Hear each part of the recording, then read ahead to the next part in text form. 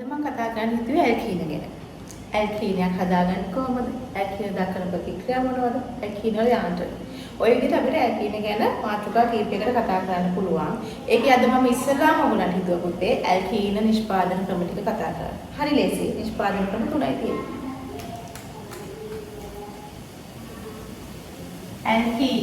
දැන් දන්නවා කට්ටිය මොකක්ද ඇල්කීනයක් කියන්නේ කියලා. මොකක්ද ඇල්කීනයක් කියන්නේ? දැන් හොඳට දන්නවා ඇල්කීනයක් කියන්නේ ඩබල් බොන්ඩ් එකක් තියෙන හයිඩ්‍රජන් කාබන් අණු සංයෝගය. මෙන්න මෙයා. මම කියන්නකො. දැන් බලන්න ඕන මෙයාව නිෂ්පාදනය කරගන්නේ කොහොමද කියලා.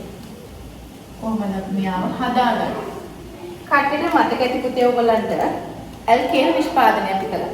ඇල්කේන නිෂ්පාදනය කරනකොට මතකද මෙන්න මෙයාගෙන් ඇල්කේනයක් අපි හැදුවා. මේ කවුද? මේ තමයි ඇල්කයිනයක්. මේ කියන්නේ sp මූව් කරන විට කාබන් දෙන්නේ කියන හයිඩ්‍රෝකාබනයක්. ඇල්කයිනයක්. මේ ඇල්කයිනෙන් අපි හැදුව මතකද ඇල්කේනයක්.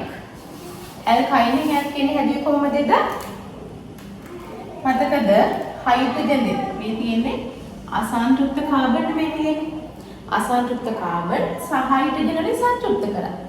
හයිඩ්‍රජන් පිරෙව්වා. ඔකට අපි කියමු මොකද්ද? හයිඩ්‍රජනීකරණය. කොහොමද හයිඩ්‍රජනීකරණය කරේ? දැන් මතක් කරන්න. හයිඩ්‍රජන් දානවා. හයිඩ්‍රජන් විතරක් දැම්මට මේ වැඩේ වෙන්නේ නැහැ. හයිඩ්‍රජන් එච්චර ලොකු හැකියාවක් නැහැ. එහෙනම් මේකට ඕනේ ප්‍රතික්‍රියාව සිද්ධ කරන උත්ප්‍රේරකයක්. උත්ප්‍රේරක විදිහට දානවා. නිකල් හරි, ප්ලැටිනම් හරි, පැලේඩියම් හරි. මේගොල්ලන් එක්කෙනෙක් දාන්න. දැන් මේකට මොකද්ද වෙන්නේ? හයිඩ්‍රජන් දන්නවද අපට ඕන බොන්ඩ් එකයි අරගන්න කියලා. බොන්ඩ් එකක් අපිට ඉතුරු කරගන්න ඕන කියලා හයිඩ්‍රජන් දන්නවද? එහෙනම් මේගොල්ලෝ උත්ප්‍රේරණය කරලා මේකේ තියෙන බන්ධන දෙකම අරලා හයිඩ්‍රජන් 4ක් මේකට සෙට් කරලා ඇල්කේනයක් දෙනවා. හැබැයි මට ඕනි ඇල්කේනයක්ද? නෑ. මට ඕනි කවුද ඇල්කීනයක්ද? එහෙනම් මේ වැඩේ මේ විදිහට කරලා හරියන්නේ නෑ. මොකද්ද කරන්න ඕනේ? මේකේ තත්ත්වය පාලනය කරන්න ඕනේ. පොඩ්ඩක් මෙයාගේ සැර බාල කරන්න ඕනේ. තත්ත්ව පාලනය කරන්න මොකද්ද අපි දාන්නේ? Barium sulphate. විස කැවුව බේරියම් සල්ෆේට් කියනවා. එහෙම නැත්නම් බේරියම් සල්ෆේට් එක ෆිනෝලින් දානවා. එතකොට මොකද්ද වෙන්නේ? මේගොල්ලන්ගේ සැර චුට්ටක් අඩු වෙලා මේගොල්ලෝ සම්පූර්ණ වැඩේ කරන්නේ භාගයට කරනවා. 5 බොන්ඩ් දෙකෙන් එක බොන්ඩ් එකක් කැඩලා H දෙකක් විතර සෙට් කරලා මෙතන නවත්තනවා. එතකොට ඇල්කයිනයකින් ඇල්කේනයක් ගන්න නම් උත්ප්‍රේරිත හයිඩ්‍රජනීකරණය හරි. ඒක එක මෙතන එකක්. හැබැයි ඒක කරන්න ඕනි විශේෂිත තත්ත්වයකදී. මොකද තත්ත්වය? බේරියම් සල්ෆේට් ෆිනෝලින් එක දාන්න ඕන. ඔන්න ඒක.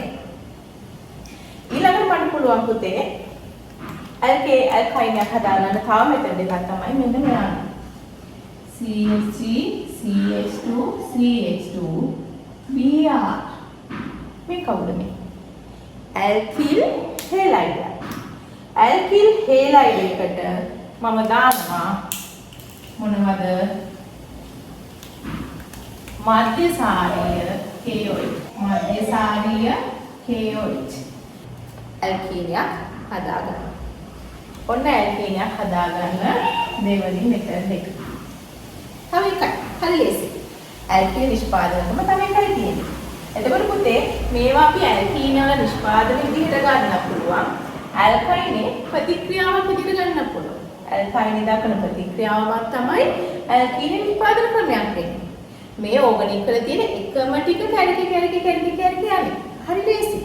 දැක්කම නම් තඩි ලොකු පොතක් වගේ තියෙනවා. ලොකු සිලබස් එකක් වගේ. ඒ වුණාට එකම ප්‍රතික්‍රියා ටික තමයි යන්නේ. එක්කෙනෙක්ගේ නිෂ්පාදන ක්‍රම තව කෙනෙක්ගේ ප්‍රතික්‍රියාවක්. මේ ඇල්කීන නිෂ්පාදනය ක්‍රමය තමයි ඇල්කිල් හෙලයිඩ් වල මධ්‍යසාරීය KOH දාලා රත් කරන එක. එතකොට ඒක මොකද්ද වෙන්නේ?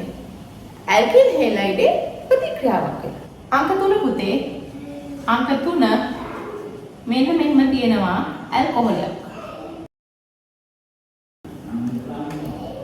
ඇල්කොහොලේට අපි කරනවා සාන්ද්‍ර අම්ලයක් දාලා රත් කරනවා. සාන්ද්‍ර සල්ෆියුරික් එක්ක රත් කරනවා.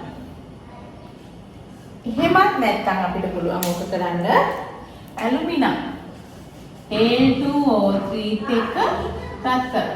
අපි මෙයත් එක්ක නම් රත් කරන්න පුතේ 170 වගේ උෂ්ණත්වයකට රත් කරනවා. මෙයත් එක්ක නම් 350ක් වගේ උෂ්ණත්වය. උෂ්ණත්වය වීම අවශ්‍ය නැහැ. රත් කිරීම කියලා තිබුණොත් ඇති. මෙන්න මෙහෙම. OH එකයි මේ H එකයි එකතු වෙලා ජල අණුවක් එළියට ගලවලා දානවා. ජල අණුවක් එළියට දැම්මා. ජලය නැති වුණා. ඒ නිසා අපි කියන මේකට මොකද? විජලනය. ඇල්කොහොලයක්. ඒ හින්දා කියනවා ඇල්කොහොල විජලනය. එහෙනම් අපිට ඇල්කොහොල විජලනයෙන් පුළුවන් ඇල්කීනයක් හදන්න. එහෙනම් ආයෙ මතක් කරගන්න ඇල්කීන නිෂ්පාදන ක්‍රම තුන. ඇල්කයිනයක් උත්පේත හයිඩ්‍රජන් කරනවා පාලිත තත්ත්ව යටතේ. තත්ත්ව පාලනය කරනවා බේරියම් සල්ෆේට් ෆිනෝලින් දාලා. අංක 2 ඇල්කිල් හේලයිඩයක් මධ්‍යසාරික OH එක රත් කරනවා. අංක 3 ඇල්කොහොල් විජලනය කරනවා. එකෝ සාන සල්ෆේට් එක රත් කරනවා. නැත්නම් ඇලුමිනියම් ඔක්සයිඩ් එක රත් කරනවා. ඔන්න පුතේ ඇල්කීන හදා ගන්න ක්‍රම 3.